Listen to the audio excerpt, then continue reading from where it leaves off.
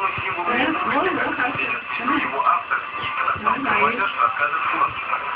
Началась татарстанскому барству сегодня исполнилось 20 лет. 7 февраля 1992 года Верховный Совет Республики утвердил государственный герб Татарстана. И сегодня активисты молодежной организации «Азатлык» раздавали значки с изображением главного символа.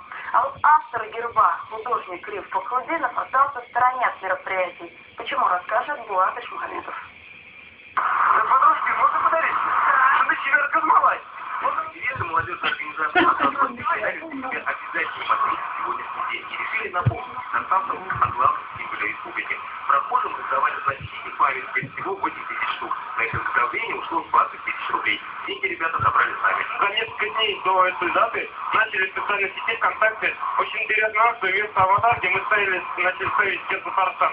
И очень много отзывов, особенно из-за предела Татарстана, приходит о том, что именно это символ объединяет всех татар вместе с флагом. Именно в этом мастерскую художник Риф Фахрудинов создавал сотни эскизов будущего символа и перелопатил кучу литературы. На поиск нужного варианта у него ушло полгода кропотливой работы. Верховный Совет на обсуждение тогда представили десятки вариантов. Басни Сюембейки, звезда и даже петух. Чего только не было. Древний символ Булгар, крылатый барс, пришелся депутатам по нраву. Только символика. Никогда не увидите, чтобы бабка, чтобы он там прыгал, или волка там с вами, чтобы он что-то делал. То есть это два животных, которые не подвергаются дрессировке, любят свободу. И поэтому, когда герб был принят, он шел под девизом «Пах, символ свободы».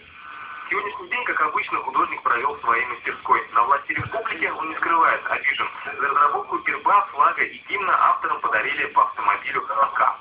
Башкиры говорят, а мы каждому автору дали по автомобилю «Волга» и по драконной квартире. Вот отношение ведь уже, будем говорить, других к этому. А Кисамин уже вообще дал каждому автору по Мерседесу и по Кассету. Никаких официальных мероприятий по поводу сегодняшнего события не намечено. Тем не менее, с уверенностью можно сказать, что герб татарстанцам полюбился и сейчас действительно является олицетворением нации. Булат Ишмухаметов, Дмитрий Рженко, телеканал «Мир».